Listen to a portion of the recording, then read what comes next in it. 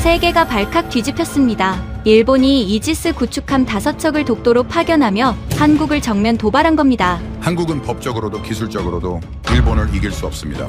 일본 외무성 관료들은 비웃었고 CNN과 NHK는 한국의 침묵을 두고 역사상 가장 무능한 대응이라고 보도했죠. 하지만 48시간 뒤 은퇴한 해상자위대 제독의 폭로 영상이 공개됐고 전 세계는 큰 충격에 빠졌습니다. 일본은 거짓말을 해왔습니다. 독도 감시의 68%를 한국 시스템에 의존하고 있습니다. 도대체 무슨 일이 벌어진 걸까요? 대한민국의 반격에 30년 거짓말의 대가를 치른 일본. 지금 시작합니다. 한국이 왜 침묵하죠? 법적 자신감이 없는 겁니까? CNN 앵커의 날카로운 질문이 백악관 상황실 대형 화면을 채웠습니다. 2025년 11월 11일 오전 8시, 일본 총리의 독도 도발 발언 이후 12시간이 지났지만 서울에서는 아무 반응이 없었어요. 저는 에릭 하트만입니다. 미국 국가안보위원회 동아시아 태평양 담당 선임 국장으로 35년째 이 지역을 지켜보고 있죠. 그런데 이번 침묵은 뭔가 달랐습니다. 상황실 벽면 스크린에는 독도 인근 해역이 실시간으로 표시되고 있었어요. 빨간 점 5개가 천천히 북상하고 있었습니다. 일본 해상자위대 이지스 구축함들이었죠. 7,000톤에서 8,000톤급, 모두 최신 이지스 시스템을 갖춘 전투함들이었습니다. 에릭 대통령께서 브리핑을 원하십니다. 마르코 루비오 국무장관의 전화였어요. 목소리에 긴장감이 묻어났습니다. 저는 태블릿에서 일본 외무성이 어제 보낸 자료를 다시 열었습니다. 300페이지 분량의 독도 영유권 주장 문서였죠. 17세기 고문서부터 샌프란시스코 조약까지 체계적으로 정리되어 있었습니다. 옆 모니터에서는 NHK가 다카이치 사나에 총리의 국회 연설을 재방송하고 있었어요. 다케시마는 역사적으로나 국제법상으로나 명백한 일본 고유의 영토입니다. 우리는 더 이상 양보하지 않을 것입니다. 연설이 끝나자마자 방위성은 구축함 파견을 발표했습니다. 그런데 서울은 조용했어요. 통상적인 항해 성명도, 전투기 출격도, 외교부 대변인 브리핑도 없었습니다. 이재명 대통령은 청와대에 국가안보실 회의를 소집했다는 소식만 들렸을 뿐 공개 발언은 전혀 없었죠. 한국이 뭘 준비하는 걸까요? 제 옆에 앉은 동료가 중얼거렸습니다. 저도 같은 생각이었어요. 지난 70년 동안 독도 문제가 나올 때마다 한국은 즉각 반응했습니다. 감정적이고 격렬했죠. 그게 워싱턴이 아는 한국이었어요. 전화가 또 울렸습니다. 인도태평양 사령부였어요. 일본 함정들이 독도 12해리 경계선에 접근 중입니다. 6시간 내 진입 예상됩니다. 저는 서랍에서 할아버지 사진을 꺼냈습니다. 벤자민 하트만 중령. 한국전쟁 당시 독도 인근에서 순찰하다 실종된 미해군 장교였죠. 1951년 6월 27일 새벽 4시 27분, 그의 마지막 교신 기록이 남아 있었습니다. BBC가 긴급 속보를 내보냈어요. 한국 정부, 독도 도발 24시간째 공식 입장 없어. 이어서 전문가 패널이 등장했습니다. 런던의 한 교수가 말했죠. 한국이 국제법적 근거가 약하다는 것을 스스로 인정하는 셈입니다. 그때 국무부 법률 자문팀에서 메모가 왔습니다. 일본 제출 자료 검토 결과 법적 논리는 상당히 체계적입니다. 한국 측 반박 자료가 필요합니다. 백악관 안보회의가 2시간 뒤로 잡혔어요. 트럼프 대통령이 직접 주재한다는 소식이었습니다. 회의 자료를 준비하면서 저는 계속 의문이 들었어요. 왜 한국은 침묵할까? 정말 자신이 없는 걸까? 상황실 스크린에 새로운 정보가 올라왔습니다. 일본이 각국 대사관에 독도 자료를 일제히 발송했다는 내용이었어요. 영문판, 불어판, 중국어판까지 준비했다고 했죠. 철저한 외교전 준비였습니다. 그런데 이상한 점이 있었어요. 주한미군 정보 보고서에는 한국 해군이 평소와 다름없이 작전 중이라고 나와 있었습니다. 동해함대도, 독도 경비대도 특별한 움직임이 없었죠. 긴장도 하지 않는 것 같았어요. 에릭, 회의 시작입니다. 보좌관이 불렀습니다. 저는 자료를 들고 회의실로 향했어요. 복도를 걸으면서 일본 자료 80여 건의 원문 인용이 머릿속을 스쳤습니다. 지도, 조약, 보고서까지 모두 포함된 방대한 자료였죠. 회의실 문을 열자 무거운 공기가 느껴졌습니다. 대통령을 비롯해 국무장관, 국방장관, 재무장관, NSC 고위직 등 10명이 넘는 인원이 모여 있었어요. 벽면 화면에는 독도 실시간 영상이 띄워져 있었습니다. 일본이 먼저 움직였습니다. 국방장관이 말을 시작했어요. 한국의 대응이 없으면 우리도 입장을 정해야 합니다. 누군가가 말했습니다. 70년 동맹 일본과 최근 관계를 개선한 한국. 우리는 어느 쪽을 선택해야 합니까? 저는 일본 자료 요약본을 펼쳤습니다. 그러면서도 머릿속에는 한국의 침묵이 계속 맴돌았어요. 주한 대사관의 추가 보고가 들어왔습니다. 청와대 국가안보실이 국가위기관리센터 회의를 소집했으나 대변인실에는 즉각 논평 자제 지침이 내려갔습니다. 회의가 진행되는 동안 새로운 소식이 들어왔어요. 중국과 러시아가 상황을 주시한다는 성명을 냈고 유럽연합도 우려를 표명했습니다. 독도가 단순한 한일 문제가 아니라 동북아 전체의 문제로 번지고 있었죠. 한국은 감정적으로 대응하고 일본은 문서로 싸웁니다. 한 참모가 말했습니다. 다른 참모가 덧붙였어요. 이번 사태가 제대로 처리되지 않으면 동북아 핵심 파트너를 일본으로 고정해야 할지도 모릅니다. 대통령이 저를 바라봤습니다. 에릭, 당신 생각은 어떻습니까? 저는 잠시 숨을 고르고 말했어요. 한국에 특사를 보내야 합니다. 현장을 직접 확인해야 합니다. 누가 가겠습니까? 제가 가겠습니다. 회의실이 잠시 조용해졌어요. 일본 함정들이 계속 북상하는 화면만 깜빡이고 있었습니다. 좋습니다. 대통령이 결정을 내렸어요. 내일 출발하십시오. 한국이 무엇을 준비하는지, 우리가 어떤 선택을 해야 하는지 알아오십시오. 회의가 끝난 뒤 저는 다시 사무실로 돌아왔습니다. 책상 위에는 할아버지 사진과 일본 자료가 나란히 놓여 있었어요. 할아버지의 작전 보고서를 다시 펼쳤습니다. 독도 주변 순찰 경로가 빨간 선으로 그려져 있었고 한국 해군이 수행한 수색 작전 기록도 함께 있었죠. 전화가 울렸습니다. 서울 대사관이었어요. 한국 정부가 계속 침묵을 유지하고 있습니다. 언론도 이상하게 조용합니다. 하지만 동해 해군기지에서는 정상 작전이 계속되고 있다고 합니다. 저는 창밖을 바라봤습니다. 워싱턴의 밤이 깊어가고 있었어요. 서울은 지금 아침이겠죠. 짐을 싸면서 일본 자료를 다시 검토했습니다. 논리적이고 체계적이었어요. 80여 건의 원문 문서가 인용되어 있었고 각각의 법적 해석도 첨부되어 있었습니다. 반면 한국은 36시간째 아무 말도 하지 않고 있었죠. 출발 전날 밤 마지막 보고서를 작성했습니다. 한국의 침묵은 두 가지 가능성이 있습니다. 하나는 법적 군사적 열세를 인정하는 것. 다른 하나는 우리가 모르는 무언가를 준비하는 것. 현장 확인이 필요합니다. 인천행 비행기표를 확인하고 노트북을 닫았습니다. 모니터에는 여전히 독도 인근 해역이 표시되어 있었어요. 빨간 점들이 계속 북상하고 있었습니다. 6시간 뒤면 12일이 안으로 들어올 예정이었죠. 다음 날 새벽, 공항으로 향하는 차 안에서 국무부 추가 보고를 받았습니다. 일본 정부가 국제해양법 협의체에 긴급 회의 소집을 요청했습니다. 한국은 여전히 공식 반응이 없습니다. 비행기에 오르면서 마지막으로 할아버지 사진을 봤습니다. 74년 전 그가 마지막으로 본 바다를 저도 곧 보게 되겠군요. 한국이 왜 침묵하는지 그 답을 찾아야 했습니다. 워싱턴으로 돌아온 저는 곧바로 국무부 건물 6층 사무실로 향했습니다. 책상 위에는 일본 외무성이 보낸 300페이지 자료가 그대로 놓여 있었어요. 겉표지에 다케시마 역사적 법적 증거라는 제목이 금박으로 인쇄되어 있었죠. 저는 처음부터 다시 읽기 시작했습니다. 17세기 문서부터 시작했어요. 일본 막부가 울릉도와 독도 어업권을 인정했다는 고문서, 메이지 시대 지도, 그리고 결정적으로 샌프란시스코 조약 최종안까지 80여 건의 원문이 빼곡히 인용되어 있었습니다. 각 문서마다 영어 번역과 함께 법적 해석이 첨부되어 있었죠. 특히 눈에 띄는 건 1952년 미 국무부 딘 러스크 서한이었습니다. 독도는 한국이 영유권을 주장했으나 일본 영토로 인정된다는 문장이 형광펜으로 강조되어 있었어요. 저는 그 페이지를 여러 번 읽었습니다. 에릭, 법률팀 검토 결과입니다. 국무부 아시아 담당 법률 자문관이 들어왔어요.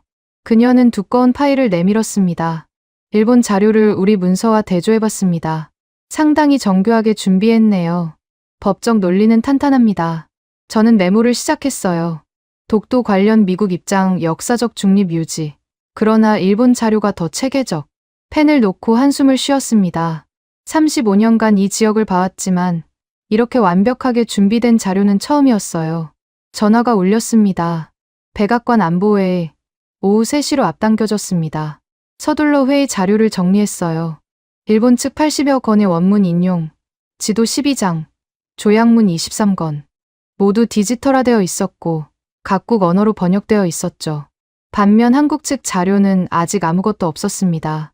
회의실로 가는 길에 동료를 만났어요. 한국이 왜 가만히 있을까요? 그가 물었습니다. 저는 어깨를 으쓱했죠. 모르겠습니다. 보통이라면 벌써 난리가 났을 텐데요. 백악관 서쪽 건물 상황실에 들어서자 이미 여러 명이 모여 있었습니다. 대통령, 국무장관, 국방장관, 재무장관, 합참의장, NSC 보좌관 등 10명이 넘었어요. 벽면 대형 스크린에는 동해 상황이 실시간으로 표시되고 있었죠. 시작하겠습니다. 트럼프 대통령이 말했어요. 일본이 움직였습니다. 한국은 침묵하고 있고요. 우리의 선택은? 국방장관이 먼저 발언했습니다. 군사적 관점에서 일본은 오랜 동맹입니다. 주일미군 기지는 우리의 핵심 자산이죠. 하지만 한국도 중요합니다. 주한미군 28,000명이 있습니다. 재무장관이 끼어들었어요. 경제적으로는 일본이 압도적입니다.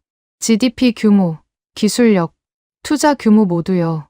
한국도 성장했지만 아직 차이가 있죠. 그때 국무부 법률자문팀장이 일어섰습니다.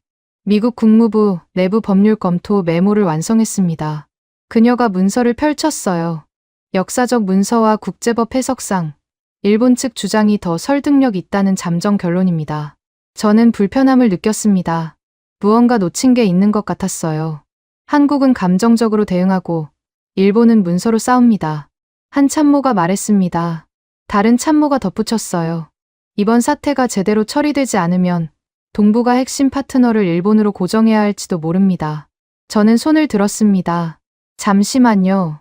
한국의 침묵이 이상합니다. 뭔가 준비하고 있을 가능성이 있습니다. 무엇을 준비한다는 겁니까? 대통령이 물었어요. 모르겠습니다. 하지만 직접 확인해 봐야 할 것 같습니다. 회의가 계속되는 동안 저는 마음이 복잡했어요. 일본 자료는 완벽했고 한국은 침묵하고 있었습니다. 휴식 시간에 복도로 나왔습니다. 창밖으로 포토맥 강이 보였어요. 사무실로 돌아와 개인 금고를 열었습니다. 낡은 파일 처리 나왔어요. 할아버지의 작전 보고서였죠. 1951년 6월 25일부터 27일까지의 순찰 기록이 담겨 있었습니다. 마지막 페이지를 펼쳤어요. 6월 27일 새벽 4시 27분, 독도 남방 30해리 지점. 북한 잠수정으로 추정되는 물체 발견. 추적 중 통신 두절. 그 아래 한국 해군의 수색 작전 보고서가 첨부되어 있었습니다. 놀라운 건 한국 해군의 세밀한 기록이었어요. 수색에 참여한 함정 이름, 인원, 시간, 해역까지 모두 적혀 있었죠. 미 해군 벤자민 하트만 중령은 대한민국의 자유를 위해 싸우다 실종되었다. 우리는 그를 영원히 기억할 것이다. 라는 문장이 보고서 끝에 적혀 있었습니다. 회의실로 돌아가는 길에 마르코 루비오 국무장관을 만났습니다. 에릭, 당신이 한국에 가는 게 좋겠어요. 현장을 직접 봐야 합니다. 저도 그렇게 생각합니다. 회의가 재개되었어요. 대통령이 결론을 내렸습니다. 에릭 하트만을 특사로 한국에 파견합니다. 한국이 무엇을 준비하는지, 우리가 어떤 결정을 내려야 하는지 파악해 오십시오. 회의가 끝난 뒤 저는 보고서 작성을 시작했습니다. 한국 파견 임무 계획서라는 제목을 적었어요. 목표는 명확했습니다. 한국의 침묵 이유 파악, 독도 관련 한국 측 자료 확보, 향후 미국 전략 수립을 위한 정보 수집. 그런데 계속 마음에 걸리는 게 있었어요. 일본 자료를 다시 넘기기 시작했습니다. 밤 10시가 넘었습니다. 커피를 마시며 계속 읽었어요. 그러다 이상한 점을 발견했습니다. 1870년대 일본 정부 문서가 거의 없었어요. 메이지 초기, 일본이 근대 국가를 건설하던 시기에 자료가 빠져 있었죠. 특히 1877년, 그 해의 문서만 완전히 비어 있었습니다. 앞뒤 연도는 자세한데 왜 그 해만 빠졌을까요? 저는 노트에 1877년 공백이라고 적었어요. 전화가 울렸습니다. 인천공항행 비행기가 예약되었다는 연락이었어요.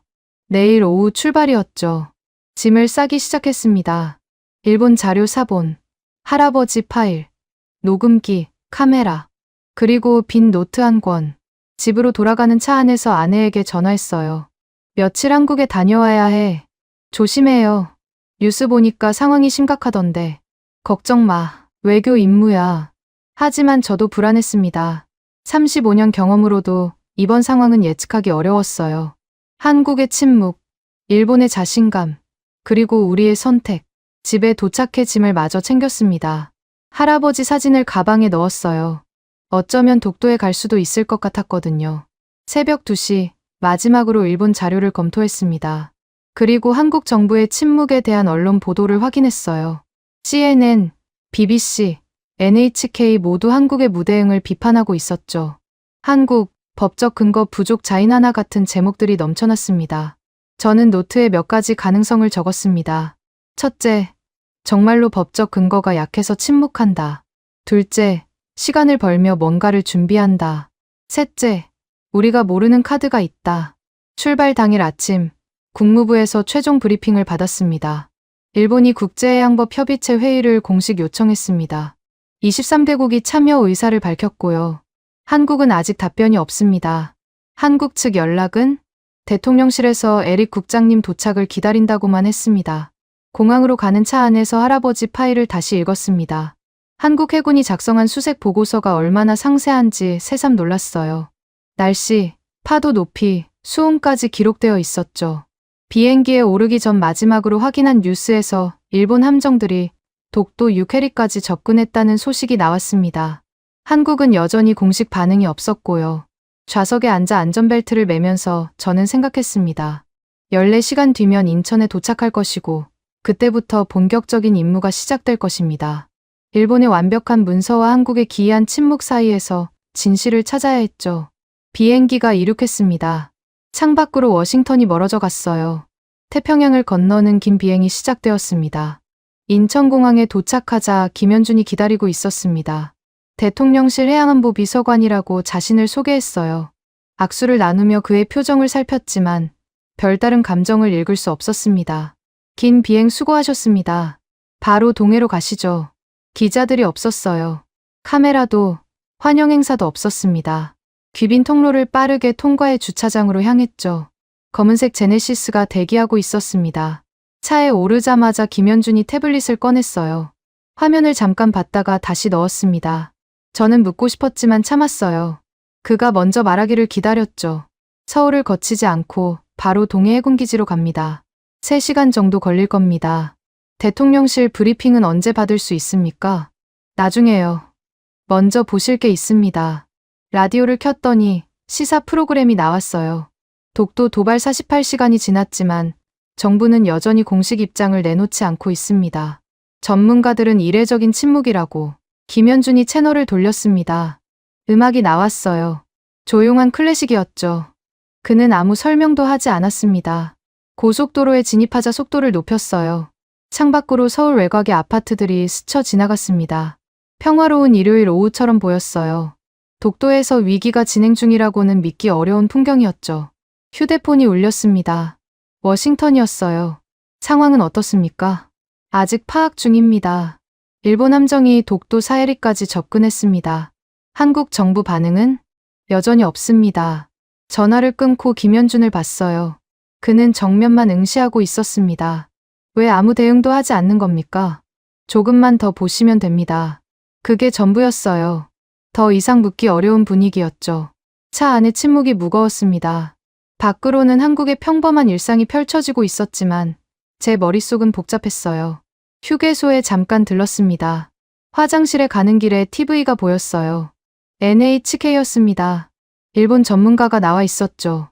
한국이 48시간 동안 침묵하는 건 사실상 백기투항입니다. 법적으로나 군사적으로나 대응할 수단이 없다는 뜻이죠. 옆에 있던 한국인들이 TV를 보고 있었지만 특별한 반응은 없었어요. 분노도, 걱정도 보이지 않았습니다. 이상했어요. 보통 한국인들은 독도 문제에 민감한데 말이죠. 한 중년 남성이 동료에게 말했습니다. 기다려봐야지 뭐. 그뿐이었어요. 차로 돌아오니 김현준이 통화 중이었습니다. 통합센터 준비 완료했습니까? 좋습니다. 도착 예정 시간은 오후 4시입니다. 전화를 끊고 저를 봤어요. 해군 준비가 끝났다고 합니다. 무슨 준비입니까? 직접 보시게 될 겁니다. 다시 침묵이 이어졌어요. 라디오에서는 계속 한국 정부의 무대응을 비판하는 논평이 나왔습니다. 전직 외교관이 나와서 말했죠. 지금이라도 국제사법재판소 회부를 검토해야 합니다. 이대로는 일본에게 빌미만 주는 겁니다. 김현준이 또 채널을 돌렸어요. 이번엔 뉴스였습니다. 미국 싱크탱크 보고서가 공개됐습니다. 이번 사건으로 한국의 동맹 가치가 시험대에 올랐다는 내용입니다. 저는 그 보고서를 알고 있었어요. 출발 전에 초안을 봤거든요. 누가 언론에 흘렸는지 짐작이 갔습니다. 아마 일본 로비가 작동한 것 같았어요. 김 비서관님, 정말 아무 준비도 없는 겁니까? 그가 처음으로 미소를 지었습니다. 아주 작은 미소였지만 분명했어요. 에릭 국장님은 35년간 동아시아를 봐오셨다고 들었습니다. 그동안 한국이 독도 문제에 어떻게 대응했는지 기억하실 겁니다. 네, 항상 즉각적이고 강력했죠. 그럼 이번은 왜 다를까요? 질문에 질문으로 답하는 방식이었어요. 저는 잠시 생각했습니다. 두 가지 가능성이 있죠. 대응할 수 없거나 다른 방법을 준비했거나 어느 쪽이라고 생각하십니까? 아직 모르겠습니다. 그가 고개를 끄덕였어요. 더 이상 말하지 않았습니다. 대신 태블릿을 다시 꺼내 뭔가를 확인했죠. 화면이 제게는 보이지 않았지만 복잡한 도표 같은 게 있는 것 같았어요. 동해에 가까워지자 풍경이 바뀌었어요. 산이 많아지고 터널을 여러 번 통과했습니다. 핸드폰 신호도 약해졌죠. 터널을 나올 때마다 바다가 조금씩 가까워지는 게 느껴졌습니다. 또 전화가 왔어요. 이번엔 도쿄 특파원이었습니다. 일본 외무성이 추가 자료를 배포했습니다. 500페이지 분량입니다. 각국 대사관에 직접 전달하고 있어요. 내용은 독도 관련 모든 역사 자료를 망라했다고 합니다. 고지도, 외교 문서, 국제법 해석까지요. 특히 1900년대 초반 자료가 많이 보강됐다고 합니다. 전화를 끊고 창밖을 봤습니다. 동해가 보이기 시작했어요. 잔잔한 바다였지만 저 너머 어딘가에 일본 구축함들이 있을 것입니다. 햇빛이 바다에 반사되어 반짝였어요. 평화로워 보였지만 긴장이 감돌았죠. 도착했습니다. 해군기지 정문이 나타났어요. 경계가 삼엄했습니다. 신분 확인을 3번이나 거쳤죠. 첫 번째 검문소에서 여권과 신분증을 확인했고 두 번째에서는 차량 하부를 검사했습니다. 마지막 검문소를 통과하자 회색 건물들이 보였습니다. 기지 안은 생각보다 넓었어요. 부두에는 구축함과 호위함들이 정박해 있었고 멀리 잠수함 도크도 보였습니다. 병사들이 분주하게 움직이고 있었지만 특별히 긴급한 모습은 아니었어요. 평소 훈련하는 것처럼 보였죠. 저기가 통합감시센터입니다. 거대한 콘크리트 건물이었어요. 위성 안테나와 레이더가 지붕에 설치되어 있었죠. 건물 자체가 요새처럼 보였습니다. 입구에 해군 대령이 기다리고 있었습니다. 이준혁 대령입니다. 통합감시센터를 책임지고 있습니다. 악수를 나눴어요. 그의 손은 단단했습니다. 40대 중반쯤 되어 보였고 눈빛이 날카로웠어요. 먼저 뭘 보여드릴까요? 일본 함정들의 위치부터요. 그것보다 먼저 보실 게 있습니다. 따라오세요. 건물로 들어서자 보안 검색대가 나타났어요. 생체 인식 시스템이었습니다. 홍채와 지문을 스캔했죠. 방문자 배지를 받았는데 티읍 SQ에 표시가 되어 있었어요. 엘리베이터를 탔어요. 지하로 내려가는 것 같았습니다. 층수 표시가 B1, B2, B3로 바뀌었어요. 30초쯤 지났을까요? 문이 열렸습니다. 거대한 공간이 나타났어요. 천장이 10m는 되어 보였고 벽면 전체가 모니터로 덮여 있었습니다. 수십 명의 요원들이 콘솔 앞에 앉아 있었죠. 헤드셋을 끼고 조용히 데이터를 주고받고 있었어요. 중앙 대형 스크린에는 동해 전체가 3D로 표시되어 있었습니다. 여기가 대한민국 해양 감시의 심장입니다. 이준혁 대령이 말했어요. 화면을 가리켰습니다. 실시간으로 동해, 서해, 남해를 모니터링합니다. 함정, 항공기, 심지어 잠수함까지요. 수심 300m 아래 움직임도 포착할 수 있죠. 빨간 점 5개가 독도 근처에 표시되어 있었어요. 일본 구축함들이었죠. 하지만 그것만이 아니었습니다. 파란 점, 노란 점, 초록 점들이 바다 곳곳에 있었어요. 이게 다 뭡니까? 파란 건 우리 해군, 노란 건 중국, 초록은 러시아, 하얀 건 상선입니다. 총 138개 표적을 실시간 추적 중이죠. 그리고 그가 버튼을 눌렀어요. 화면이 바뀌었습니다. 시간이 거꾸로 흐르기 시작했죠. 하루 전, 이틀 전, 일주일 전, 한 달 전. 각 함정의 궤적이 선으로 나타났어요. 복잡한 그물처럼 바다를 가로지르고 있었습니다. 지난 5년간 독도 주변 모든 함정의 움직임입니다. 데이터베이스에 모두 저장되어 있죠. 일본 함정들의 패턴이 보였어요.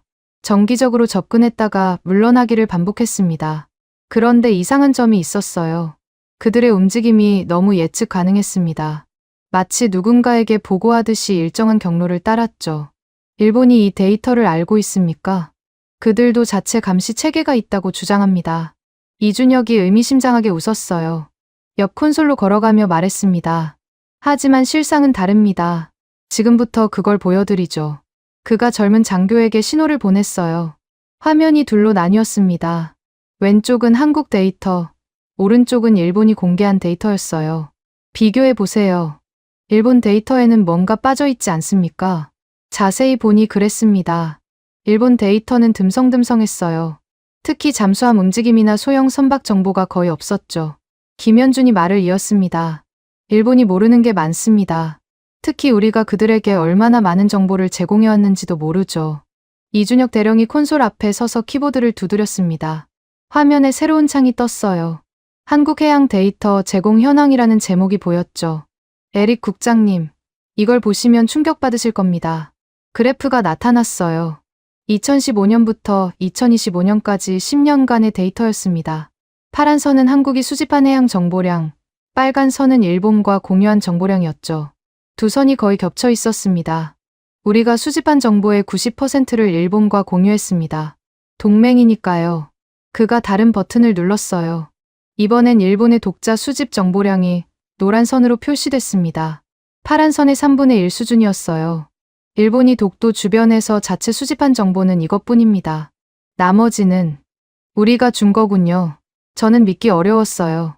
일본은 해상자위대가 아시아 최강이라고 자부하는데 정보 수집 능력이 이 정도라니. 이준혁이 다른 화면을 열었습니다. 독도를 중심으로 1000km 반경의 해역이 나타났어요. 빨간 원, 파란 원, 노란 원이 겹쳐 있었죠. 빨간 원이 일본 레이더 커버리지, 파란 원이 우리 것, 노란 원이 위성 감시 범위입니다. 일본의 빨간 원에는 구멍이 많았어요.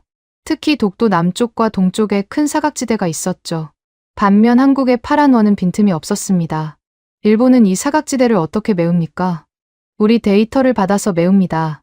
정확히 말하면 68%를 우리에게 의존하고 있죠. 68%. 저는 그 숫자를 노트에 적었어요. 일본이 독도 감시의 3분의 1을 한국에 의존한다는 뜻이었습니다. 김현준이 파일 하나를 꺼냈어요. 한미연합해양감시 평가 보고서입니다. 작년에 펜타곤과 함께 작성했죠. 비밀 표시가 된 문서였어요. 저는 첫 페이지를 읽었습니다. 요약 부분에 이렇게 적혀 있었어요. 한국 해군의 통합해양 감시 체계는 동북아시아 최고 수준이며 실시간 데이터 처리 능력은 미 해군 시스템과 동등하다. 이 보고서를 일본은 봤습니까? 당연히 못 봤죠. 한미 간 비밀 문서니까요. 저는 계속 읽었어요. 일본 해상자위대는 센서 능력은 우수하나 통합 처리 시스템이 부족하여 한국 제공 데이터의 의존도가 높다는 문장이 눈에 띄었습니다. 이준혁이 또 다른 데이터를 보여줬어요. 3일 전, 우리가 일본에 대한 데이터 제공을 중단했습니다. 3일 전이면 독도 도발 직전이죠. 새로운 그래프가 나타났어요. 일본 함정들의 항적 정확도를 나타내는 차트였습니다. 3일 전을 기점으로 오류율이 급증했어요. 데이터 제공을 중단하자 일본 함정들의 위치 파악 오류가 평균 3배 증가했습니다. 특히 잠수함 추적은 거의 불가능해졌죠. 저는 화면을 뚫어지게 봤어요. 빨간 선이 급격히 올라가는 그 지점. 바로 거기서 일본의 허상이 드러나고 있었습니다. 그런데 일본은 왜 모르는 겁니까? 자기들이 우리 데이터를 받는다는 걸? 김현준이 설명했어요. 데이터 공유는 자동화되어 있습니다. 시스템끼리 연결되어 있죠. 일본 현장 요원들도 그게 자국 데이터인지 한국 데이터인지 구분하지 못합니다. 의도적으로 숨긴 겁니까? 아닙니다. 그냥 관심이 없었던 거죠. 자기들이 우수하다고 믿었으니까요. 이준혁이 벽면 대형 화면을 가리켰어요. 독도 주변 실시간 영상이었습니다. 지금 일본 구축함들을 보세요. 정상적이라면 일직선으로 접근해야 하는데 지그재그로 움직입니다. 왜일까요? 자세히 보니 정말 그랬어요. 5척의 구축함이 마치 길을 잃은 것처럼 방향을 자주 바꾸고 있었습니다. 정확한 해류 정보가 없어서입니다. 독도 주변은 해류가 복잡한데 우리는 해저 센서로 실시간 모니터링합니다. 그 정보도 중단했거든요. 저는 깨달았어요. 일본이 큰 소리치며 독도로 향했지만 실제로는 반쪽짜리 정보로 움직이고 있다는 것을. 이준혁이 다른 요원을 불렀어요. 김중휘, 2020년 자료 보여드려. 젊은 장교가 키보드를 두드렸어요. 5년 전 화면이 나타났습니다. 이때 일본이 독자 감시망을 구축했다고 발표했습니다. 기억하십니까? 저도 기억했어요. 일본 언론이 대대적으로 보도했죠. 일본, 독자적 해양 감시 체계 완성이라고. 그런데 실상은 이랬습니다. 데이터 공유량 그래프가 나타났어요. 일본이 독자 체계를 만들었다는 시점 이후 오히려 한국 데이터 요청량이 늘어났습니다. 독자 체계를 만들수록 더 많은 데이터가 필요했던 겁니다. 비교 검증을 위해서요. 결국 의존도는 더 높아졌죠. 저는 할 말을 잃었어요. 워싱턴에서 검토한 일본 자료, 그 완벽해 보이던 논리 뒤에 이런 현실이 숨어 있었다니. 김현준이 조용히 말했어요. 이제 왜 우리가 침묵했는지 아시겠습니까? 데이터를 끊고 기다린 거군요. 정확합니다. 큰 소리치며 온 일본 함대가 우리 도움 없이는 제대로 작전도 못한다는 걸 보여주려고요. 이준혁이 추가 자료를 보여줬어요. 어제 일본 방위성 내부 통신을 감청했습니다. 암호화된 통신을 해독한 내용이었어요. 독도 주변 해상 정보 불명확, 한국 측 데이터 갑작스런 중단, 대체 정보원 확보 시급, 그들도 알기 시작했군요. 하지만 공개적으로 인정할 수 없죠. 자존심이 허락하지 않으니까요. 저는 다시 대형 화면을 봤어요. 일본 구축함들이 여전히 불안정하게 움직이고 있었습니다. 그 옆에는 한국 해군 함정들이 일정한 간격으로 대기하고 있었죠. 마치 미로에서 헤매는 쥐를 지켜보는 고양이처럼. 우리 잠수함은 어디 있습니까? 이준혁이 미소 지었어요. 그건 극비입니다. 하지만 하나만 알려드리죠. 일본 구축함 바로 아래 있습니다. 화면에 파란 점 하나가 깜빡. 일본 함대 바로 밑이었죠. 일본은 모릅니까? 전혀 모릅니다. 우리가 소나 정보를 주지 않으니까요.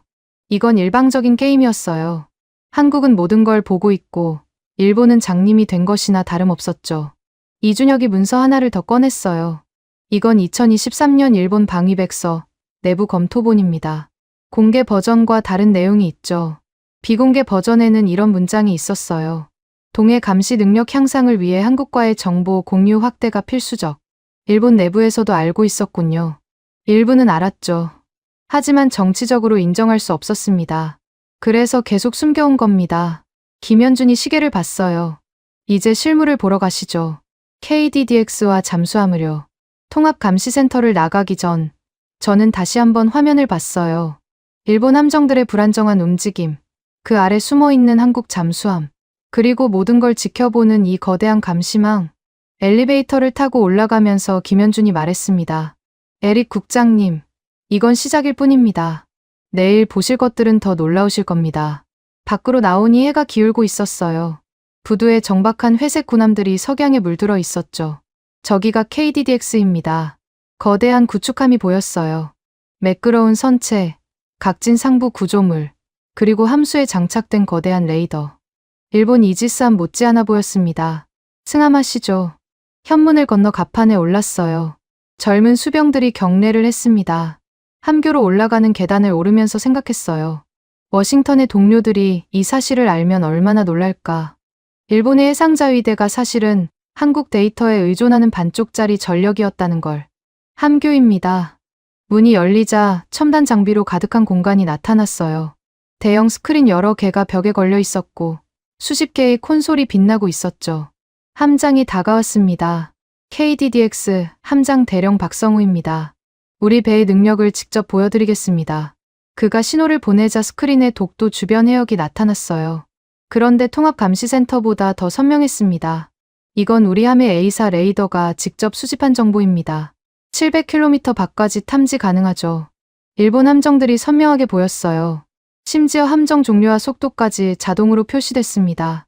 일본 함정들이 우리를 탐지할 수 있습니까? 물론입니다. 하지만 우리가 뭘 보고 있는지는 모르죠. 함장이 다른 화면을 가리켰어요. 이건 우리의 전자전 능력입니다. 복잡한 전파 스펙트럼이 나타났어요. 일본 함정들의 레이더 신호, 통신 신호가 모두 분석되어 있었습니다. 그들의 모든 전자 신호를 읽을 수 있다는 겁니까? 읽을 뿐만 아니라 교란도 가능합니다.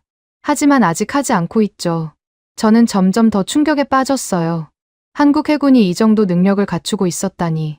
함장이 전투정보실로 안내했습니다. KDDX의 심장부였죠. 스크린에는 독도 주변 3차원 전투 상황이 실시간으로 표시되고 있었어요. 시뮬레이션을 보여드리겠습니다. 박성호 함장이 작전 장교에게 신호를 보냈어요. 화면에 가상의 적 표적들이 나타나기 시작했습니다. 항공기 6대, 대함 미사일 8발, 잠수함 2척이 동시에 접근하는 상황이었죠. 시스템이 작동했어요. 자동으로 위협 순위가 매겨지고 대응 무기가 할당됐습니다. 전체 과정이 20초도 걸리지 않았어요. 화면에서 가상 표적들이 하나씩 제거됐습니다. 동시 교전 능력이 100개 표적입니다. 우리 수직 발사대는 128셀이고 각 미사일이 다른 목표를 공격할 수 있죠. 저는 미국 버크급 구축함을 떠올렸어요. 96셀이었죠. KDDX가 더 많았습니다. 실제 전투 경험은? 작년 림팩 훈련에서 미 해군과 합동 작전을 했습니다. 평가 결과가 있죠. 함장이 태블릿을 건넸어요. 국제군사 전문지 연간 평가서였습니다. KDDX에 대한 부분을 읽었어요. 한국 KDDX는 동급 구축함 중 최상위 수준, 특히 통합 전투 체계는 미 이지스와 동등하거나 일부 영역에서 능가한다. 배수량은 얼마나 됩니까? 7,600톤입니다. 일본 아타고급과 비슷하죠. 하지만 시스템은 더 새롭습니다. 이준혁 대령이 끼어들었어요. 이제 잠수함을 보러 가시죠. 더 놀라실 겁니다. KDDX에서 내려와 잠수함 도크로 향했습니다. 거대한 검은 물체가 물 위에 떠 있었어요. 빛을 거의 반사하지 않는 특수 도료로 칠해져 있었죠. 고래급 잠수함입니다. 리튬이온 배터리를 사용하는 최신함이죠. 잠수함 함장이 맞이했어요. 중령 최민수입니다. 함내를 안내하겠습니다. 좁은 해치를 통해 내부로 들어갔어요. 생각보다 넓었습니다. 통로를 따라 걸으며 각 구획을 둘러봤죠. 손화실입니다. 어두운 공간에 스크린들이 빛나고 있었어요. 요원들이 헤드폰을 끼고 집중하고 있었습니다. 한 스크린에는 음파 패턴이 물결처럼 흘러가고 있었죠. 지금 뭘 듣고 있습니까? 일본 구축함 스크루 소음입니다. 오해리 밖에 있는데도 선명하게 들립니다. 헤드폰을 건네받아 들어봤어요.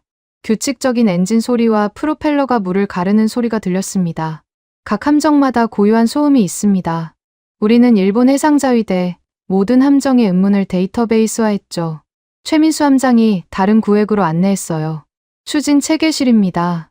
거대한 리튬이온 배터리 뱅크가 늘어서 있었어요. 자망 지속 시간은 2주일입니다. 디젤 잠수함의 3배죠. 소음은 40% 수준이고요. 믿기 어려운 성능이었어요. 미 해군도 아직 디젤 잠수함을 운용하지 않는데 한국은 이미 리튬이온까지 발전시켰다니. 실제 작전에서 일본 함정을 추적한 적이 늘 하고 있습니다. 그들은 전혀 모르고요. 최 함장이 화면 하나를 보여줬어요. 지난 한 달간 일본 잠수함 추적 기록이었습니다. 일본 소류급 잠수함이 독도 남방을 정기 순찰합니다. 매주 화요일과 금요일, 거의 같은 시간에요. 그들도 우리를 추적하지 않습니까? 시도는 하죠. 하지만 우리가 먼저 발견합니다. 소음이 우리보다 크거든요. 다시 손화실로 돌아갔어요. 이번엔 다른 소리가 들렸습니다.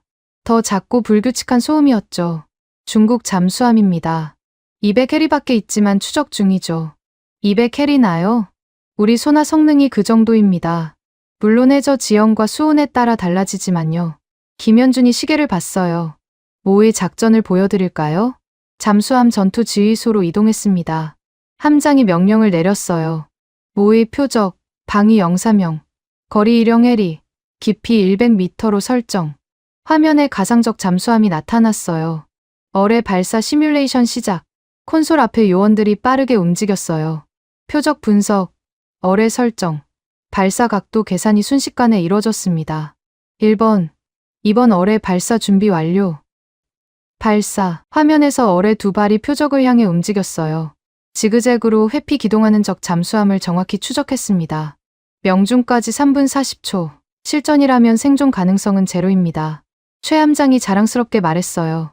저는 이 작은 공간에서 느껴지는 전문성과 자신감에 압도됐습니다. 밖으로 나와 다시 부두에 섰어요. 해가 완전히 졌고 함정들의 불이 켜지기 시작했습니다. 이준혁이 말했어요. 에릭 국장님, 한 가지 더 보여드릴 게 있습니다. 다시 통합감시센터로 들어갔어요. 이번엔 다른 층이었습니다. 더 작은 공간이었지만 보안이 더 삼엄했죠. 여기는 극비구역입니다. 미국 정부 관계자도 처음 공개하는 거예요. 문이 열리자 벽 하나가 거대한 화면으로 되어 있는 방이 나타났어요. 화면에는 동북아시아 전체 지도가 있었습니다. 이게 뭡니까? 통합해양 예측 시스템입니다. AI를 활용해서 72시간 후까지 모든 함정의 움직임을 예측합니다. 화면에서 시뮬레이션이 시작됐어요. 현재 위치한 모든 함정이 앞으로 어떻게 움직일지 예상 경로가 선으로 나타났습니다. 정확도는 89%입니다. 일본 함정의 경우 93%까지 올라가요. 패턴이 단순하거든요. 일본 구축함 5척의 예상 경로를 봤어요. 6시간 후 독도 3해리까지 접근했다가 선회하는 것으로 예측됐습니다. 왜 선회합니까? 연료와 보급 문제죠. 그리고 우리 잠수함이 부상할 위치가 바로 거기거든요. 예측 화면에서 파란 점 하나가 일본 함대 진로 정면에 나타났어요. 일본이 알면 피하지 않을까요? 모르니까 못 피하죠. 그리고 설령 안다요. 우리가 그들의 회피를 예측합니다. 체스처럼요. 저는 충격에 빠졌어요. 이건 단순한 군사력이 아니었습니다. 정보와 예측, 기술이 결합된 새로운 형태의 해양 지배력이었죠. 김현준이 정리했어요. 에릭 국장님, 일본은 하드웨어는 있지만 소프트웨어가 없습니다. 배는 있지만 눈과 귀가 없죠. 우리는 그 반대입니다. 그리고 이제 하드웨어마저 그들과 대등합니다. 그런데 왜 이걸 공개하지 않았습니까? 필요 없었으니까요. 조용히 지켜만 봐도 충분했습니다. 하지만 이번엔 다릅니다. 이준혁이 마지막 자료를 보여줬어요. 내일 일본 함대가 독도 이해리까지 접근할 예정입니다. 우리 잠수함 3척이 동시에 부상합니다. 일본 함대를 삼각형으로 포위한 상태로요. 저는 그 장면을 상상했어요.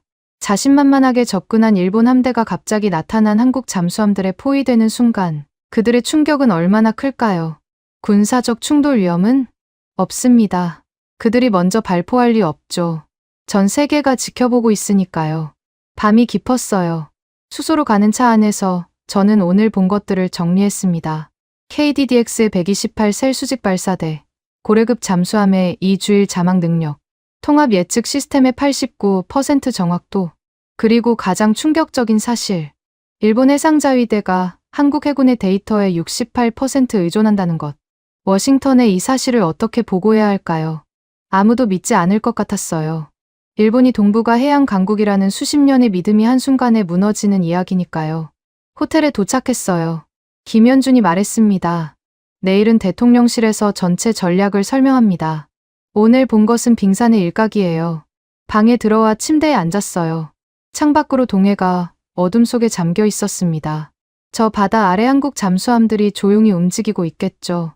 일본 함대는 그것도 모른 채 노트북을 켜고 보고서를 쓰기 시작했어요. 제목을 뭐라고 해야 할까요? 잠시 고민하다가 적었습니다. 동북아 해양 패권의 진실. 그런데 쓰다가 멈췄어요. 이 보고서를 보낸다면 워싱턴의 정책이 완전히 바뀔 겁니다. 70년 동맹 일본에 대한 신뢰가 무너지고 한국의 위상이 급상승하겠죠. 전화가 울렸습니다. 워싱턴이었어요. 에릭, 상황이 어떻습니까? 복잡합니다. 내일 자세히 보고하겠습니다. 일본 함대가 계속 접근 중입니다. 한국은 여전히 침묵하고요. 알고 있습니다. 전화를 끊고 다시 창밖을 봤어요. 폭풍 전야의 고요함이었습니다. 내일이면 모든 게 드러날 것입니다. 일본의 허상과 한국의 실체가 다음 날 아침 서울로 향했습니다.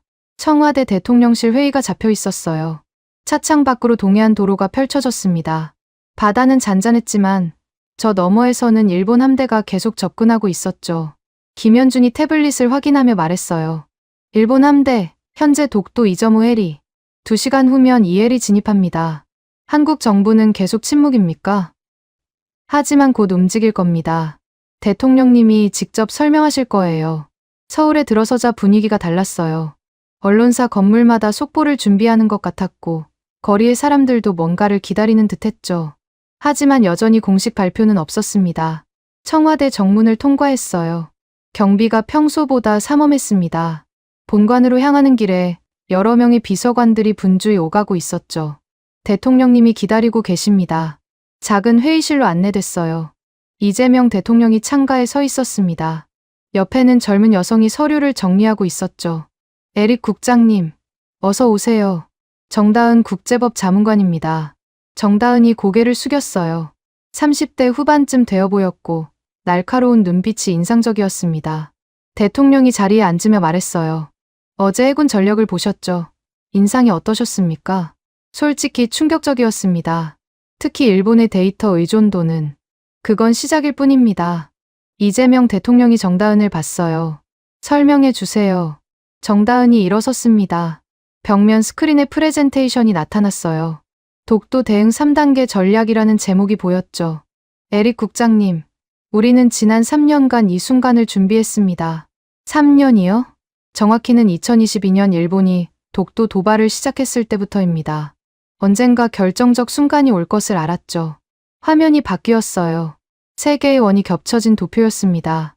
기록전, 데이터전, 동맹 재편. 첫 번째, 기록전입니다. 정다은이 가죽 가방에서 서류 뭉치를 꺼냈어요. 오래된 문서들이었습니다. 127개 문서 세트입니다.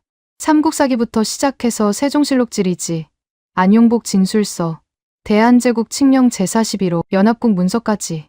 그녀가 문서 하나를 펼쳤어요. 한문으로 빽빽이 적혀 있었죠. 이건 뭡니까? 1877년 일본 태정관 지령입니다. 울릉도와 독도는 일본과 관계없는 땅이라고 명시되어 있죠. 저는 놀랐어요. 일본 정부 문서에 그런 내용이? 최고 의사결정 기구의 공식 문서입니다. 그런데 일본은 이걸 숨겨왔죠. 우리는 원본을 확보했습니다. 정다은이 계속 설명했어요. 일본이 국제해양법 협의체에 화려한 PPT를 준비했다는 정보를 입수했습니다. 3D 애니메이션, 디지털 지도, 멀티미디어 자료. 그래서 우리는 정반대로 갑니다. PPT 없이 실물 문서만 제시할 겁니다. 종이 냄새나는 원본들을요. 그녀가 문서를 시대순으로 배열했어요. 6세기부터 21세기까지 독도가 한국 땅이었다는 증거들이었죠. 검증 가능한 원본대 화려한 연출. 어느 쪽이 더 신뢰를 받을까요? 대통령이 끼어들었어요. 국제학계는 이미 우리 편입니다. 27명의 국제법 학자가 우리 문서를 사전 검증했죠. 정다은이 두 번째 원을 가리켰어요. 데이터전은 어제 보신 대로입니다. 일본이 우리 데이터에 의존한다는 사실을 적절한 시점에 공개할 겁니다. 언제요? 일본이 먼저 인정하게 만들 겁니다. 화면에 새로운 차트가 나타났어요. 일본 내부 동향 분석이었습니다. NHK 내부에 우리와 교감하는 기자가 있습니다. 전 해상자위대 제독 사토 미노루도 양심선언을 준비 중이고요. 일본인들이 자국 정부를 배신한다고요? 김현준이 설명했어요.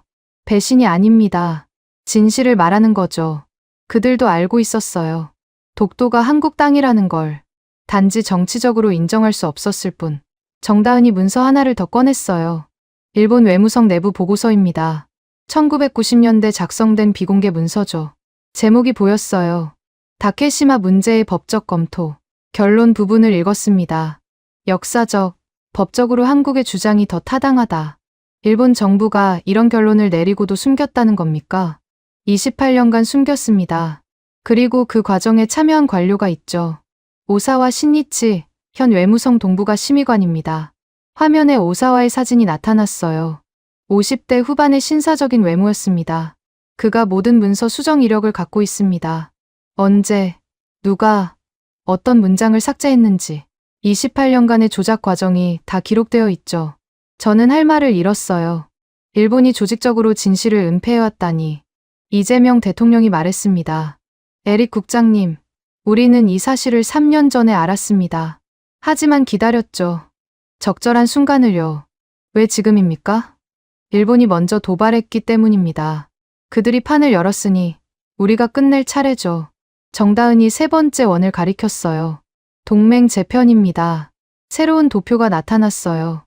미국, 중국, 러시아, EU의 입장 분석이었죠. 미국은 동맹을 중시합니다. 하지만 더 중요한 건 신뢰죠. 누가 진실을 말하는가, 누가 거짓말을 하는가. 그래서 우리가 데이터를 공개하는 겁니까? 단순 공개가 아닙니다. 투명하고 검증 가능하게 공개하는 거죠. 반면 일본은 숨기고 조작했다는 게 드러날 겁니다. 김현준이 덧붙였어요. 미국이 어떤 선택을 할지는 뻔합니다. 거짓말하는 동맹보다는 진실을 말하는 동맹을 택하겠죠. 대통령이 일어섰어요. 창가로 걸어가며 말했습니다. 에릭 국장님, 전쟁은 총과 폭탄으로만 하는 게 아닙니다. 21세기 전쟁은 정보와 신뢰로 합니다. 그래서 침묵했던 겁니까? 소리 지르면 감정 싸움이 됩니다. 하지만 조용히 증거를 제시하면 법정이 되죠. 우리는 국제사회라는 법정에서 일본을 심판받게 할 겁니다. 정다은이 마지막 문서를 보여줬어요. UN 표결 시나리오였습니다. 국제해양법 협의체 회의가 사흘 후입니다. 23개국이 참여하죠. 우리는 거기서 127개 문서를 공개할 겁니다. 일본은 PPT를 보여주겠죠. 화려하지만 실체 없는. 회의실이 잠시 조용해졌어요. 저는 이 거대한 전략의 정교함에 압도됐습니다. 김현준이 시계를 봤어요. 일본 함대가 독도 1.5 해리까지 접근했습니다. 30분 후 우리 잠수함이 부상합니다. 대통령이 저를 봤어요. 에릭 국장님, 미국에 전해주세요. 한국은 감정적인 나라가 아니라고. 우리는 기록하고 준비하고 기다릴 줄 아는 나라라고. 정다은이 서류를 정리하며 말했어요. 그리고 한 가지 더. 우리는 이긴 후에도 일본을 망신주지 않을 겁니다. 무슨 뜻입니까? 품격 있는 승리를 할 거라는 뜻입니다. 일본이 잘못을 인정하면 우리는 손을 내밀 겁니다. 경제 협력도 하고 기술 교류도 하죠. 왜요? 그들이 거짓말했는데. 이재명 대통령이 답했어요. 이웃은 선택할 수 없으니까요. 일본과는 영원히 이웃으로 살아야 합니다. 그러니 적으로 만들기보다는 제대로 된 이웃으로 만드는 게 낫죠. 저는 깊은 인상을 받았어요. 이건 단순한 영토 분쟁이 아니었습니다. 동북아 질서 자체를 재편하는 대전략이었죠. 전화가 울렸어요. 해군 작전사령부였습니다. 잠수함 부상 준비 완료. 5분 후 실행합니다. 대통령이 벽면 스크린을 켰어요. 독도 주변 해역이 실시간으로 나타났습니다. 일본 구축함 5척이 보였죠. 지켜보세요. 역사적 순간입니다. 화면에서 뭔가 변화가 일어났어요. 일본 함대 주변 3곳에서 동시에 물보라가 일었습니다. 검은 거대한 물체가 수면 위로 솟아올랐죠. 한국 잠수함 3척이었습니다. 일본 함대가 급히 진로를 바꿨어요. 당황한 게 화면으로도 보였습니다. 정다은이 조용히 말했어요. 이제 시작입니다. 일본은 자신들이 포위됐다는 걸 깨달았을 겁니다. 물리적으로도 정보적으로도. 김현준이 또 다른 정보를 전했어요. NHK에서 곧 특별 방송을 시작합니다. 사토 제독 인터뷰입니다. 내용은 일본 해군이 한국 데이터에 의존해왔다는 고백입니다. 저는 창밖을 봤어요. 서울의 하늘은 맑았습니다. 하지만 곧 폭풍이 시작될 것 같았어요. 외교적 폭풍, 그리고 진실의 폭풍이. 대통령이 마지막으로 말했어요. 에릭 국장님, 당신의 할아버지도 이 바다를 지키려 했습니다. 74년이 지났지만 우리는 아직도 기억하고 있어요. 어떻게 아십니까? 독도 수비대 기록에 있습니다. 벤자민 하트만 중령, 1951년 6월 27일 독도 인근에서 실종. 우리는 모든 걸 기록합니다. 저는 가슴이 뭉클했어요. 한국은 정말 기억하는 나라였습니다. 정다은이 가방을 들고 일어섰어요. 국제해양법 회의 준비를 해야 합니다. 127개 문서를 하나씩 점검해야 하거든요. 회의가 끝났어요. 저는 청와대를 나오며 생각했습니다. 워싱턴에 뭐라고 보고해야 할까? 한국은 우리가 아는 그 나라가 아니다라고 시작해야 할 것 같았어요. 국제해양법 협의체 긴급회의가 열리는 제네바. 저는 새벽부터 회의장으로 향했습니다. 23개국 대표단이 속속 도착하고 있었어요. 복도에서 일본 대표단을 봤습니다. 모테기 도시미스 외무상이 자신만만한 표정으로 걸어갔죠. 그의 수행원들은 대형 화면과 프로젝터 장비를 옮기고 있었습니다. 에릭 국장님, 정다은이 다가왔어요. 검은 정장에 가죽 서류 가방 2개를 들고 있었습니다. 무거워 보였지만 그녀의 표정은 담담했죠. 준비됐습니까? 127개 문서, 모두 원본입니다. 회의장에 들어섰어요. 원형 테이블이 놓여 있고 각국 대표석에 명패가 있었죠. 정면 대형 스크린에는 긴급회의, 동해해양 분쟁이라는 문구가 떠 있었습니다. 동시통역 부스에는 통역사들이 이미 자리를 잡고 있었어요. 오전 9시 정각, 회의가 시작됐어요. 의장이 말했습니다. 일본이 먼저 발표하겠습니다. 30분 시간을 드립니다. 모태기 외무상이 일어섰어요. 조명이 어두워지고 스크린에 화려한 타이틀이 나타났습니다. 다케시마, 역사적 진실이라는 제목 아래 일장기가 펄럭이는 영상이 나왔죠. 3D 애니메이션이 시작됐어요. 독도가 입체적으로 회전하며 나타났고 시간이 거슬러 올라가는 연출이 이어졌죠. 17세기 일본 어부들이 독도에서 고기 잡는 장면, 메이지 시대 지도, 샌프란시스코 조약 체결 장면까지 배경음악까지 깔려 있었습니다. 역사적으로나 국제법적으로나 다케시마는 일본 고유의 영토입니다. 모태기가 리모컨을 들고 슬라이드를 넘겼어요. 문서 이미지, 지도, 사진이 현란하게 지나갔습니다. 특수 효과로 문서가 확대되고 중요 부분이 형광색으로 강조되었죠. 17세기부터 일본 어민들이 이 섬을 이용했다는 기록이 명확합니다. 그가 고문서 이미지를 띄웠어요. 하지만 화면에서 보기엔 너무 작아서 글씨가 읽히지 않았습니다. 그저 오래된 종이처럼 보일 뿐이었죠. 몇몇 대표들이 고개를 끄덕였어요. 특히 아프리카 대표들은 화려한 영상에 감탄하는 표정이었습니다. 한 대표는 휴대폰으로 화면을 찍기도 했어요. 결론적으로 한국의 불법 점거는 즉각 중단되어야 합니다. 마지막 슬라이드에는 독도 위에 일장기가 꽂히는 애니메이션이 나왔어요. 30분이 정확히 끝났습니다. 박수가 나왔어요. 꽤 많은 박수였죠. 모태기가 만족스럽게 고개를 숙이고 자리에 앉았습니다.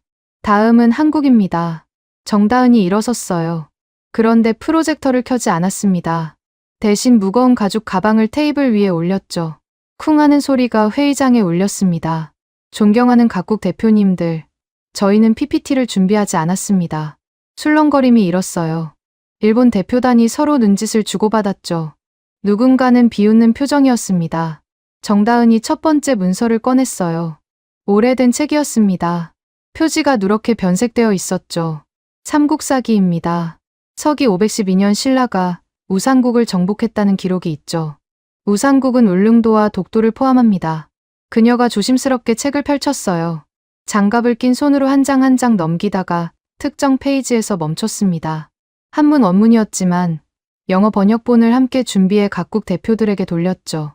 이 책은 삼국의 역사를 기록한 정사입니다. 1300년이 넘는 기록이죠. 두 번째 문서를 꺼냈어요. 세종실록 지리지 1454년. 우산도와 울릉도는 강원도 울진현에 속한다고 명시되어 있습니다. 책을 펼쳐 해당 부분을 손가락으로 가리켰어요. 붓글씨로 정성스럽게 쓰인 문장이 선명했습니다. 세 번째, 네 번째, 다섯 번째. 정다은은 마치 보물을 다루듯 조심스럽게 문서를 하나씩 꺼냈어요. 안용복 진술서, 대한제국 칙령 제41호, 일본 고문서들. 각 문서마다 언제, 누가, 왜 작성했는지 설명했습니다. 그리고 이것. 그녀가 특별히 조심스럽게 문서 하나를 꺼냈어요. 붉은 천으로 쌓여 있었죠. 천을 풀자 낡은 일본 문서가 나타났습니다. 1877년 일본 태정관 지령입니다. 회의장이 순식간에 조용해졌어요. 정다은이 문서를 높이 들었습니다. 일본 대표단 쪽으로 몸을 돌렸죠. 일본 최고 의사결정 기구가 울릉도, 웨일도는 일본과 관계없는 조선의 땅이라고 명시했습니다. 웨일도, 즉 독도를 조선 영토로 인정한 것이죠. 모태기의 얼굴이 굳었어요. 급히 수행원들과 뭔가를 확인하기 시작했습니다. 서류를 뒤적이는 소리가 회의장에 울렸죠. 한 수행원이 태블릿을 들고 무언가를 검색하는 게 보였습니다. 정다은이 계속했어요. 일본 발표에서 이 문서가 왜 빠졌을까요? 자국에 불리한 증거는 의도적으로 제외한 것 아닙니까? 영국 대표가 손을 들었어요. 그 문서의 진위를 어떻게 확인합니까? 국제학자단이 이미 검증했습니다. 정다은이 또 다른 서류처를 꺼냈어요. 국제해양법 및 국제법 학자 27인 공동 검증 보고서였습니다. 두꺼운 보고서를 펼쳐 서명 페이지를 보여줬어요. 각국 전문가들의 이름과 소속, 서명이 빼곡했죠. 10개국 27명의 전문가가 우리 문서를 모두 검증했습니다. 탄소 연대 측정, 종이 재질 분석, 필체 감정까지 완료했죠. 결론은 명확합니다. 모든 문서가 진본이며 독도가 역사적으로나 법적으로 한국 영토임을 뒷받침합니다. 휴식 시간이 선언됐어요. 복도로 나가자 각국 대표들이 3-3-5 모여 수군거렸습니다. 일본은 쇼를 했고 한국은 증거를 제시했네. 독일 대표가 동료에게 말했어요. 태정관 지령이 결정적이야. 일본 정부가 스스로 인정한 문서잖아. 프랑스 대표가 끼어들었습니다. PPT는 화려했지만 실체가 없었어. 반면 한국 문서는 만질 수 있는 진짜야. 그때 김현준이 급히 다가왔습니다. NHK 속보입니다. 지금 바로 보셔야 합니다. 휴대폰 화면을 보여줬어요. 생방송이 진행 중이었습니다. 스튜디오에 앉은 앵커 옆에 한 노인이 있었어요. 전 해상자위대 제독 사토 미노루였습니다. 저는 30년간 해상자위대에서 복무했습니다. 그리고 이제 진실을 말해야 할 때가 왔다고 생각합니다. 사토가 깊은 숨을 들이쉬고 말했어요. 그의 손이 미세하게 떨리고 있었습니다. 일본 해상자위대는 독도 주변 감시에서 한국 해군 데이터의 68% 의존해왔습니다. 우리 독자 능력은 30%에 불과합니다. 복도에 있던 사람들이 모두 김현준의 휴대폰 주위로 모여들었어요. 일본 대표단이 있는 쪽에서 소란이 일었습니다. 모태기가 전화기를 들고 누군가와 격렬하게 통화하기 시작했죠. 일본어로 소리치는 게 멀리서도 들렸습니다. 사토가 계속했어요. 이 사실은 방위성 내부 보고서에 명시되어 있습니다. 하지만 정치적 이유로 공개하지 않았죠. 저도 현역 시절엔 침묵했습니다. 하지만 더 이상은 안 됩니다. 그가 서류를 꺼냈어요. 2023년 방위백서 내부 검토본입니다. 여기 보시면 동해 해역 감시 능력 향상을 위해 한국과의 정보 공유 확대 필수라고 적혀 있습니다. 화면이 바뀌었어요. 도쿄 외무성 청사 앞이었습니다. 기자들이 수백 명 모여 있었고 건물 입구에 마이크가 수십 대 설치되어 있었죠. 한 남자가 천천히 걸어 나왔습니다. 저는 오사와 신니치, 외무성 동부가 심의관입니다. 오사와가 큰 서류 뭉치를 들었어요. 손이 떨려서 서류가 바스락거렸습니다. 저는 28년간 독도 관련 문서를 다뤘습니다. 그리고 그 과정에서 불리한 내용을 삭제하고 수정했습니다. 양심이 견딜 수 없어 이제 고백합니다. 기자들이 술렁거렸어요. 카메라 플래시가 터졌습니다. 오사와가 서류를 한 장 한 장 펼쳤어요. 1993년 외무성 내부 검토에서 독도는 역사적으로 한국 영토가 명백하다는 결론이 나왔습니다. 하지만 상부 지시로 정반대 내용으로 바꿔 발표했죠. 그가 눈물을 닦았어요. 여기 수정 이력이 다 있습니다. 언제, 누가, 어떤 문장을 바꿨는지 28년간의 조작이 모두 기록되어 있습니다. 이어서 백발의 노인이 나타났어요. 전 외무성 차관이었습니다. 저도 알고 있었습니다. 독도가 한국 땅이라는 것을. 하지만 정치가 진실을 덮었습니다. 국민 여러분께 사죄드립니다. 회의장으로 돌아왔을 때 분위기가 완전히 바뀌어 있었어요. 일본 대표단 자리에는 모태기와 두세 명만 남아 있었죠. 나머지는 계속 전화 통화를 하러 나가 있었습니다. 회의가 재개됐어요. 질의응답 시간이었습니다. 프랑스 대표가 일본 측에 물었어요. 태정관 지령을 왜 언급하지 않았습니까?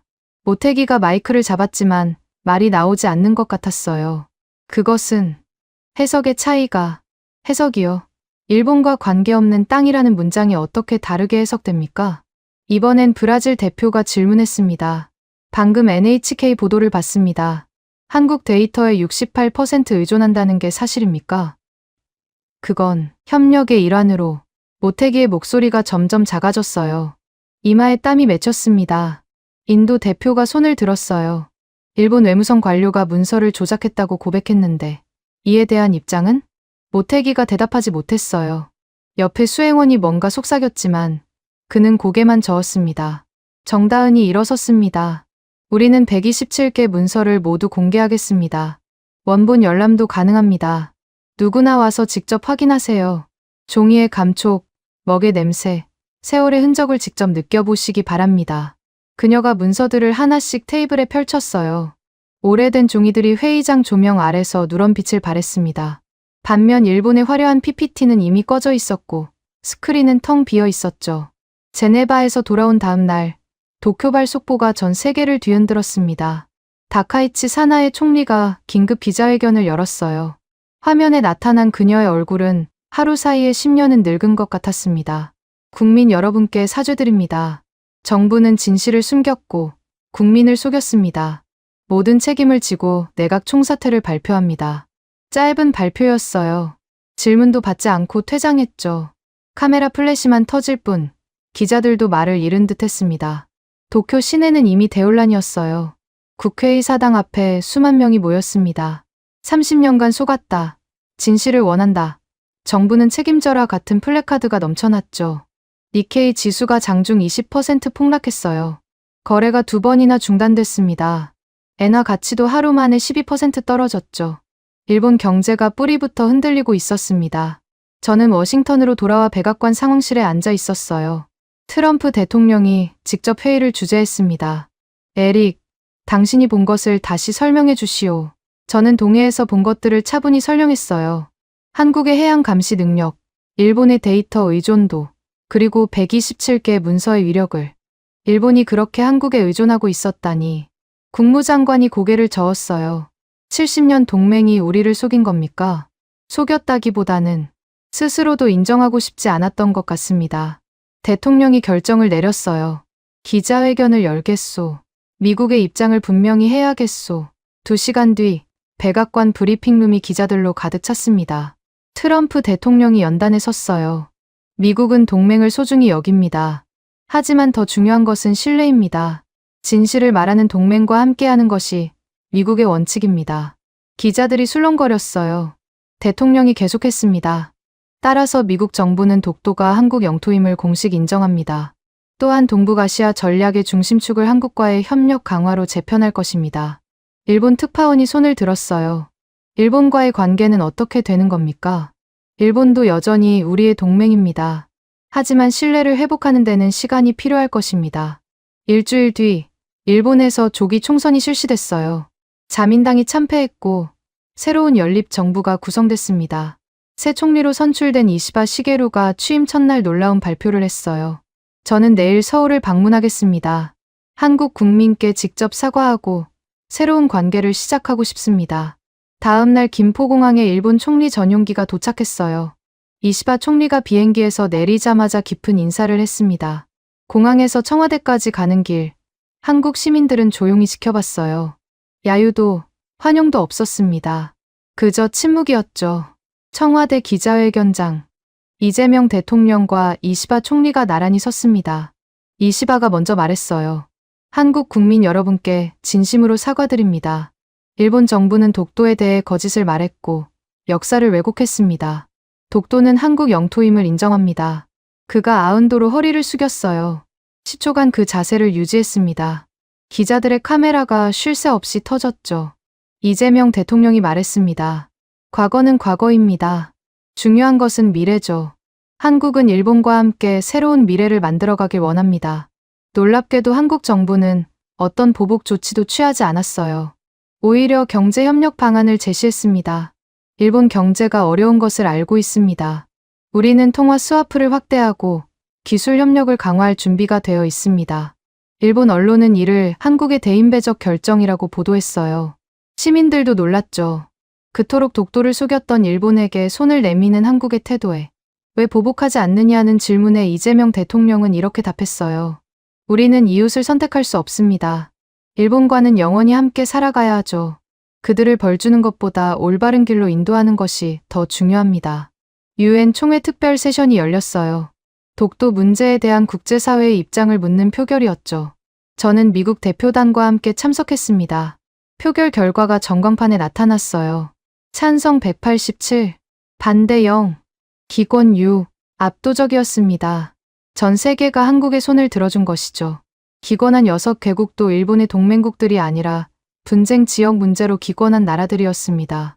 한국과 일본은 공동해양안전회의를 연 2회 정례화하기로 합의했어요. 첫 회의에서 일본은 한국의 해양 감시 데이터를 정식으로 요청했고 한국은 이를 수락했습니다. 대신 비용을 지불하고 출처를 명확히 표기하는 조건이었죠. 한 달 뒤 저는 특별한 초청을 받았어요. 독도 수비대 창설 기념식에 초대된 것입니다. 김현준이 직접 연락했어요. 에릭 국장님이 꼭 오셨으면 합니다. 특별한 이유가 있어요. 헬기를 타고 독도에 도착했어요. 처음 보는 독도는 작지만 아름다운 섬이었습니다. 동도와 서도가 마주보고 있었고 태극기가 바람에 펄럭이고 있었죠. 기념식이 시작됐어요. 한국 해병대와 해군이 도열해 있었습니다. 이재명 대통령도 참석했어요. 오늘 우리는 독도를 지킨 모든 이들을 기억하기 위해 모였습니다. 새로운 기념비가 공개됐어요.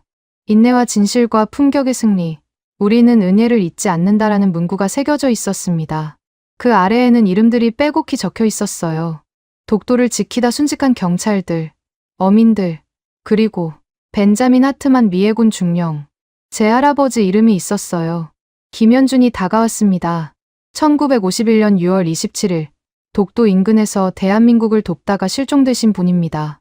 우리는 기억하고 있었어요. 저는 말을 잊지 못했어요. 눈시울이 뜨거워졌습니다.